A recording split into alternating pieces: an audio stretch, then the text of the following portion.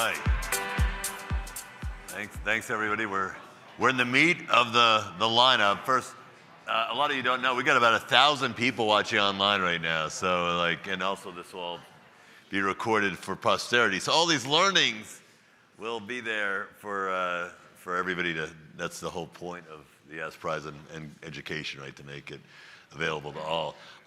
The buzzword, I got to see Sam Altman speak yesterday. AI is, of course, what everybody's talking about. I'm sure all of you are dealing with it, thinking about it, how to apply it, how your students might be applying it. And what AI is really, really good at is, of course, taking information and processing it and, thinking like a robot, basically. What's great about humans and why we're always going to come out on top is because we're creative creatures. We're going to do things that you can't, you can train an AI as much as you possibly can, but it's never going to have that human je ne sais quoi. That said, a lot of curriculums, of course, focus on the basics, critical thinking, which is the building block to everything. But then what do you do with it? And how do you problem solve? How do you think creatively? So this is a panel about that, about the other side, where we take people who take the basics, which are vitally important, and then learn some of the intangibles that then unlock how they think and how they take all those great learnings and the great ways to learn and use the entire amount of their brain power. So with that, rather than do kind of the Cliff Notes version, maybe each of you will go from far to near, can kind of introduce yourself and talk about what you're doing in this specific area, which is why you're on this panel. And then I encourage these guys to emulate another great educator, Jerry Springer, at the end of the day, which is I want to have a robust conversation. And sometimes we can even agree to disagree sometimes, although we're going to do it nicely. We're not going to throw any chairs. We're going to do it in the spirit of good educators. But that said, I would love everyone to see, hear about each of you, both what you're doing with a specific eye on creativity and a bit of your journey, and then we'll open it up. Hi, I'm Judy Jankowski. I'm the head of school at Chesapeake Bay Academy, and CBA is a school that serves kids with learning differences. And so we have kids that are outside the box to begin with.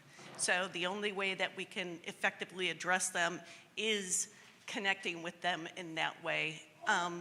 I think one of the things that resonated with me that Mr. Forbes actually said was, this is about confidence, right? The first thing that we have to do is help kids find their confidence and believe that they can learn. And the way that we do that is we offer them multiple opportunities. I think Dominique spoke to not focusing on what kids can't do, but rather what they can do. So that's first, right? And then we give kids opportunities to express themselves in those ways. So CBA has a makerspace where we have an entrepreneurship curriculum, but literally our kids from grade 1 through 12 engage in that. We have culinary resources that kids can figure out a recipe in math and then go upstairs and cook it, connect the dots to that. Also, clearly our Center for Education, Research, and Technology Innovation is looking at all of these different pieces and evaluating the effectiveness for our kids. What do they care about?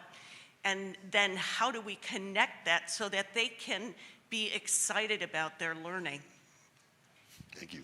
Thanks, Judy.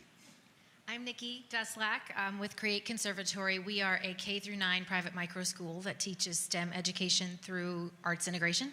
And what that basically means for us is, we are educating children out of their creative capacities. We want kids to graduate from high school and become creative, problem-solving humans who can function in career and the workplace, but we've only ever taught them how to memorize information and spit it back out. We haven't actually taught them how to think.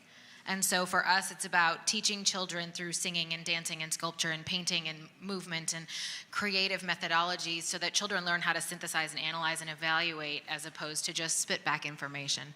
So for us, that might look like you might be asked the question of, well, as blood flows through your circulatory system, what song might it sing? right? Can you, one of my favorites, I walked into a kindergarten classroom one day, and the kids were just running amok. And I said, what is going on in here? And she said, well, they're walking like the color yellow. And I said, that's absolutely brilliant, man. Have a great day. And so that's, for us, that's how we do it, is how do we get kids to think creatively, which, by the way, I've just got the message that they're all watching. So, hi, lovies.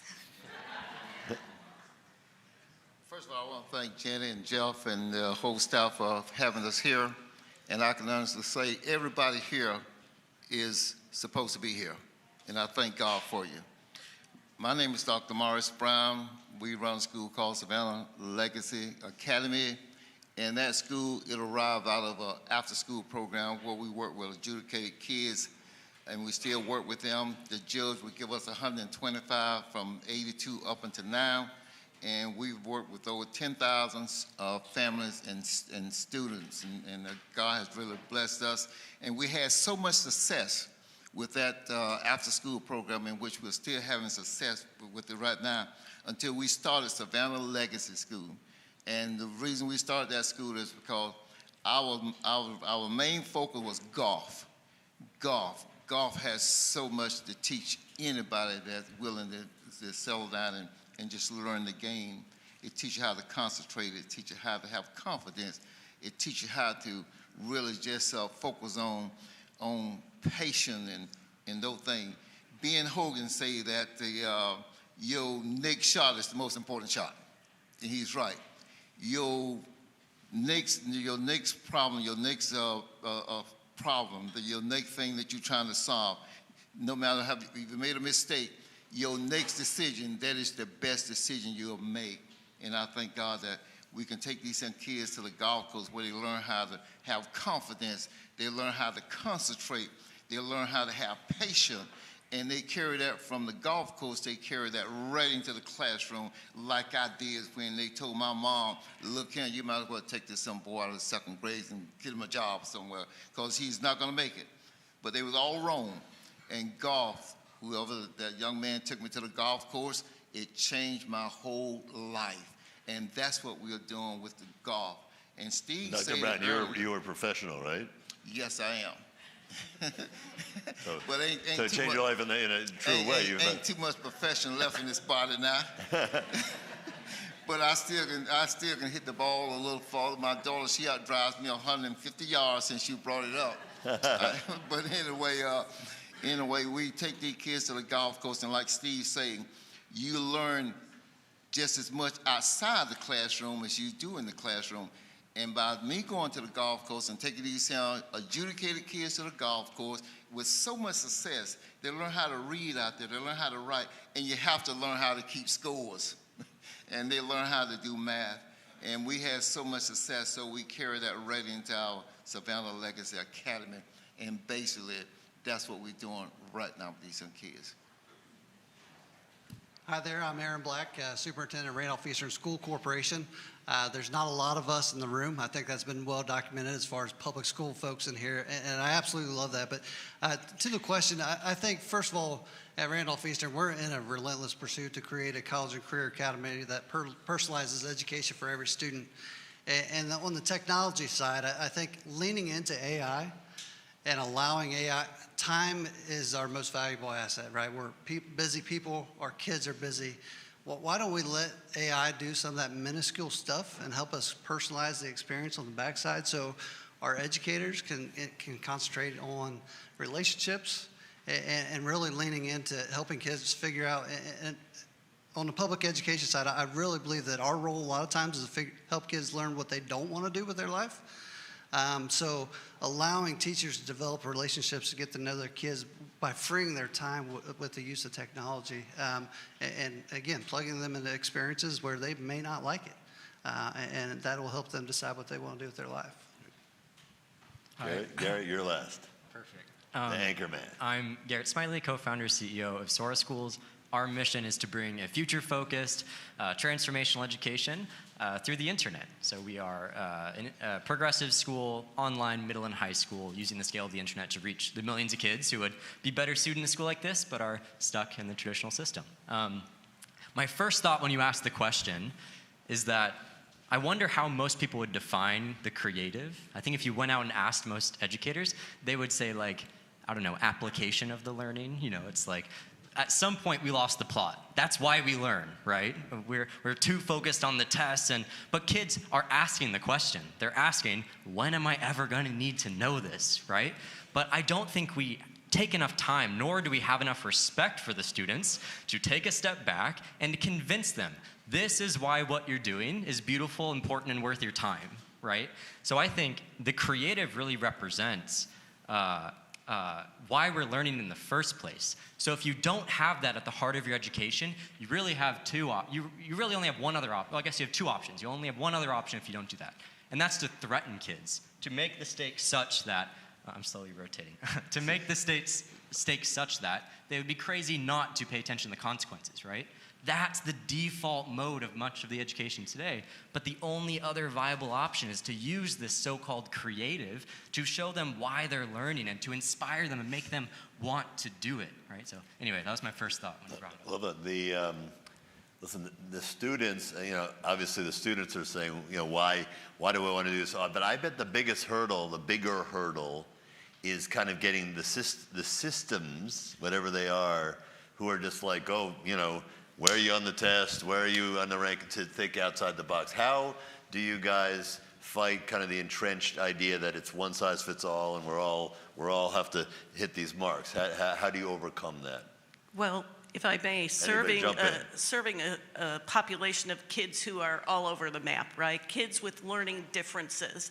And I don't like the language of disability, right? This is about our kids can do lots of things really well. What are we going to focus on? What they can't or what they can, and then allowing them to creatively explore what they can do as far as they can go. We need to remediate, but we also need to allow that exploration of what's really important to them. That's how we get them engaged. And I think about, what is it that we're doing with them, right? You brought up the purpose of AI.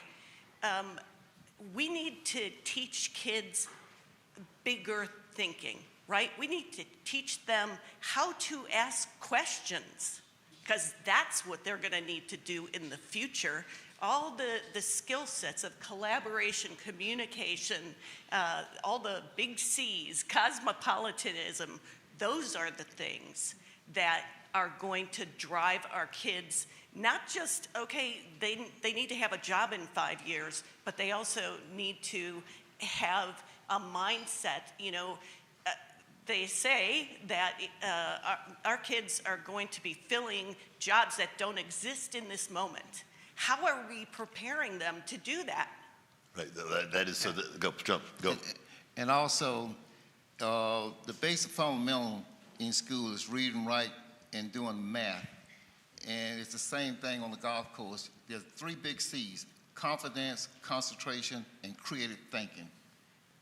That's where on the golf course and in the classroom, kids has to do creative thinking, because it helps them to ask questions why and what and when. It makes sense, but how do you convince people like that, walking around about the color yellow and they don't look at you and go, you're wasting time. So I'll jump in it from a public school perspective, because Aaron and then Nikki, go if ahead. anybody's kind of graded or judged in those manners, I think it's your public schools. And I think the way you challenge that is talking to the commerce, right? The Chamber of Commerce, the people that are employing our young people aren't asking about our test scores.